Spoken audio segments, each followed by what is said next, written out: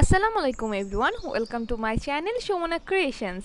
তাহলে আজকে এই পাঞ্জাবিটা করছি, আর যার জন্য আমার যে যে রঙগুলো লেগেছে সব আমি স্ক্রিনে দেখিয়ে দিচ্ছি। আর এছাড়া আপনারা চাইলে কিন্তু নিজেরা ঘরে তৈরি করে নিতে পারেন অ্যাক্রামিন কালার, ওটা দিয়েও কাজ করতে পারবেন। সো এছাড়া আমি এখানে রং ছাড়াও আমার লাগছে তুলি। আমি তুলির ক্ষেত্রে কিন্তু জিরো সাইজের তুলিগুলো প্রেফার করব, কারণ মান্ডালা ডিজাইনগুলো সাধারণত অনেক নিখুঁত হতে হয়। সেক্ষেত্রে দেখা যাচ্ছে আপনার মোটা যদি তুলি হয় সেক্ষেত্রে আপনার চিকন চিকন দাগগুলা দিতে অনেক সমস্যা হয়। সেই জন্য আমি আপনাদের সাজেস্ট করব যে চিকন চিকন তুলি ব্যবহার করার জন্য। আমি এখানে দুইটা তুলি ব্যবহার করেছি, প্রথম 0 আর একটা 000। আর এখানে আমি আরেকটা দেখাচ্ছি, সেটা হচ্ছে ক্লিপ।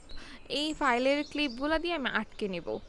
প্রথমত আপনাদের সুবিধার জন্য আমি ডিজাইনটা কীভাবে পাঞ্জাবিতে উঠিয়েছি সেটা দেখাচ্ছি। আর এরকম ডিজাইন কীভাবে আঁকতে হয় মান্ডালা, এটা কিন্তু আমার ভিডিওতে দেওয়া আছে, আপনারা চাইলে দেখতে পারেন। আমার ভিডিও অনেকগুলো এরকম ভিডিও দেওয়া আছে কীভাবে মান্ডালা ডিজাইন আমি আঁকি। সো এখন আমি কার্বন পেপার দিয়ে কীভাবে ট্রেস করেছি আপনারা দেখতে পাচ্ছেন। আমি জাস্ট কার্বন পেপারটা রেখেছি কাপড়ের উপরে, এর উপর ডিজাইনটা, তারপর খালি কলম দিয়ে এর উপর এঁকে নিচ্ছি। এর মাধ্যমে কিন্তু আমার নিচে যে কাপড়টা রয়েছে এটার মধ্যে ডিজাইনটা উঠে যাবে। আর এটা সবচেয়ে সহজ পদ্ধতি হচ্ছে কাপড়ের মধ্যে ডিজাইনটা উঠানো। যেহেতু আমাদের কাপড়টা লাইট কালার, এর জন্য আমরা কি করছি, এখানে কালো কালারের যে কার্বন পেপারটা এটা ইউজ করছি। যদি আমাদের কাপড়টা এরকম হতো নেভি ব্লু কালার বা দেখা যাচ্ছে লাল অথবা দেখা যাচ্ছে কালো, সেক্ষেত্রে কিন্তু আমরা সাদা কার্বন পেপার যেটা আছে সেটা ব্যবহার করতাম। আর সেটা ব্যবহার করা সবচেয়ে ভালো। সাদা কার্বন পেপারটা কিন্তু ইউজ করা খুব ভালো, কারণ এখানে দাগ টাগ লাগে না। কিন্তু কালো কার্বন পেপারটা মাঝে মধ্যে বেশি প্রেশার দিলে সেই ক্ষেত্রে কিন্তু দাগ ওঠার সম্ভাবনা থাকে। আর যদি একবার কার্বন পেপারে দাগ লেগে যায় সেক্ষেত্রে আপনার পাঞ্জাবিটা একটু সমস্যা হবে, কারণ একটু কালো কালো হয়ে যায়। অনেকেরই অনেক ধরনের সমস্যা থাকে, তাই আমার এই ভিডিওতে আমি মোটামুটি সব ধরনের সমস্যার সমাধান করার চেষ্টা করব। এখন আমি দেখতে পাচ্ছেন যে জিরো সাইজের একটা তুলি দিয়ে এঁকে নিচ্ছি। আমার এই যে পুরো কাজটা, এটা কিন্তু অনেকটা টাইম লেগেছে, কারণ কাজটা অনেক নিখুঁতভাবে করতে হয়। এর জন্য আমি মোটামুটি আপনাদের দেখাতে পারিনি পুরোটা কাজ, কারণ দেখা যাচ্ছে ক্যামেরা ধরে রাখলে আবার আমি কাজ করলে সেক্ষেত্রে আমার একটু প্রবলেম হচ্ছিল, কারণ কাজটা করতে এমনিতে অনেক বেশি মনোযোগ দিতে হচ্ছে। সো আমি যতটুকু পেরেছি আমি ক্যাপচার করার চেষ্টা করেছি। সেই সাথে আপনাদের আরেকটা কথা বলি, সেটা হচ্ছে যে আমার এই যে পাঞ্জাবির এখন যে কাজটা দেখছেন, এই কাজটা কিন্তু কাস্টমাইজ করা ডিজাইন, এটা আমার ডিজাইন না। সো যেই ডিজাইনটা প্রথমে করে থাকুক না কেন, এই ডিজাইনটা অনেক সুন্দর হয়েছে আর আমি তার ক্রেডিট দিতে রাজি আছি। সো উনি যদি চায় আমি ডিসক্রিপশানে ক্রেডিট দিব, যদি উনি ওনার নামটা মেনশন করে। সো এছাড়া আমি যদি কথা বলি, যে এখানে দেখতে পাচ্ছেন তুলিটা আমি ভালো করে এরকম ধুয়ে নিচ্ছি। এর কারণ হচ্ছে অনেকক্ষণ ধরে তুলিটা কাজ করার পরে তুলিটা শক্ত হয়ে যায়। সেক্ষেত্রে দেখা যায় পানি দিয়ে যদি আমি তুলিটা এভাবে ধুয়ে নিই সেক্ষেত্রে কিন্তু তুলিটা আবার নরম হয়ে যাবে, আপনার কাজ করতেও সুবিধা হবে। শুধু এই ক্ষেত্রে না, আমি যদি এই তুলি দিয়ে যদি অন্য কোনো রং করতে চাই সেই ক্ষেত্রেও কিন্তু আমাদের তুলিটা এরকম ধুয়ে মুছে নিতে হবে। না হলে না মুছলে কিন্তু তুলির যে একটু পানি থেকে থাকে এর মাধ্যমে রংটা ছড়িয়ে যাবে, আর রংটা ছড়িয়ে গেলে আপনার ডিজাইনের অবস্থা খারাপ করে দেবে। এখন কথা হচ্ছে যে আপনি কোন পাঞ্জাবির মধ্যে কাজটা করবেন, কারণ আপনি যদি নতুন হন আপনার তেমন কোনো ধারণা থাকে না। এখন মানুষ বেশিরভাগ দেখা যায় খাদি কাপড়ে, আড়ং কটন যে কাপড়গুলো আছে ওইখানে করে, তারপর ধুপিয়ানে করে। আমার এই কাপড়টা ধুপিয়ান। সো বোঝা যাচ্ছে যে বিভিন্ন ধরনের যে কাপড়গুলো থাকে যেগুলোর মধ্যে কোনো ডিজাইন থাকে না সেগুলোতে আপনারা করতে পারেন। আর এটার টাকাটা আমি বলতে পারবো না, কারণ প্রাইস ডিপেন্ড করে কাপড়ের কোয়ালিটির ওপর। এর আগের ভিডিওতে কিন্তু যেটা আমি পাঞ্জাবি করেছিলাম বলেছিলাম যে আমি পাঞ্জাবির জন্য ডিজাইনটা করতে পারছি না। সো ওই ভিডিওটা আমার ছোট ভাই দেখেছে এবং সে আমাকে 10টা পাঞ্জাবি কিনে দিয়েছে, যেন আমি আপনাদের সাথে ডিজাইনগুলো শেয়ার করতে পারি। সো এই 10টা পাঞ্জাবির জন্য অনেক বেশি ধন্যবাদ রইল আমার ছোট ভাই সৈনিক মোহাম্মদ ইয়াসিনকে, কারণ তার জন্যই কিন্তু এই ডিজাইনগুলো আমি আপনাদের সাথে শেয়ার করতে পারছি। সো এছাড়া এখানে আমি আরেকটা জিনিস আপনাদের সাথে শেয়ার করতে চাচ্ছি, সেটা হচ্ছে আমি এখানে যেই কালারটা এখন দেখছেন যে একটু গ্লেজ দিচ্ছে গ্লসি টাইপের, এটা হচ্ছে অ্যাক্রালিক কালারই পাল মেটালিক কালার।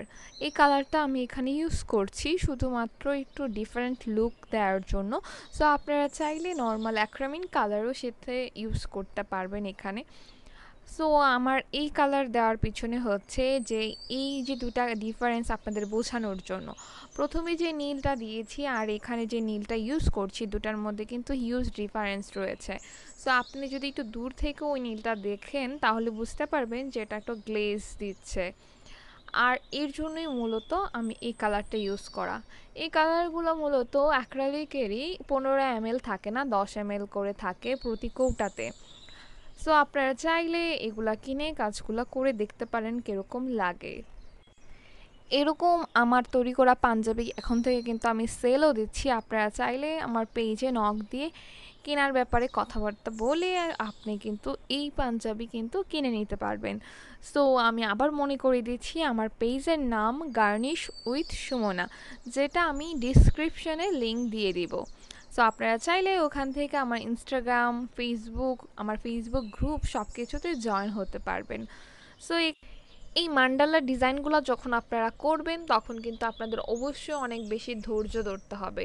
আমি এখানে ডিজাইনটা খুব তাড়াহুড়ো করে করেছি, কারণ দেখা যাচ্ছে আমার কোনো কিছুতে ওরকম ধৈর্য হয় না। আবার দেখা যায় যদি কোনো কিছু বলি যে করে ফেলবো আজকে, তাহলে আমরা আজকেই করতে হবে ওরকম।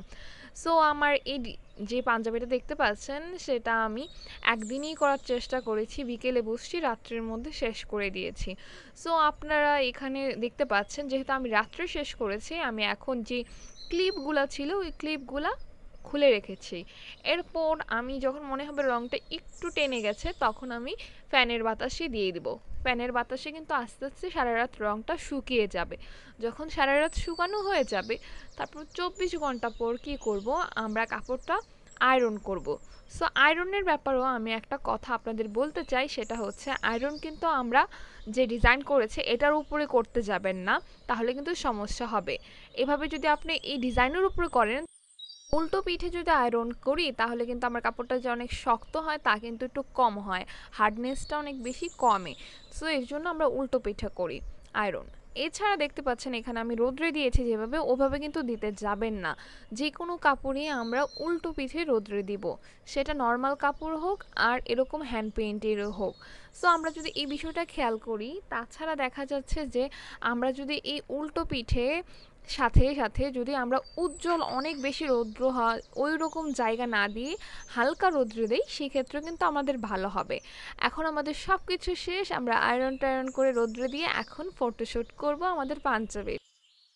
সর্বশেষ আমি কথা বলবো, যারা মান্ডালা ডিজাইন ভবিষ্যতে করবেন, করেননি কখনো, তারা অবশ্যই অনেক বেশি ধৈর্য নিয়ে কাজটা করতে হবে। কারণ ধৈর্য না হলে এরকম নিখুঁত কাজ কিন্তু করা যায় না। সেক্ষেত্রে আপনার অবশ্যই ধৈর্য ধরে কাজটা করতে হবে। আর এই যে পাঞ্জাবি আমার করেছি সেটা কিন্তু আমি অনেক ধৈর্য ধরেই করেছি, একবারে কিন্তু বসলাম আর উঠলাম এরকম না, অনেকটা টাইম লেগেছে। সো সবাই ভালো থাকবেন, এই ভিডিওটা এখানেই শেষ করছি। আল্লাহ হাফেজ।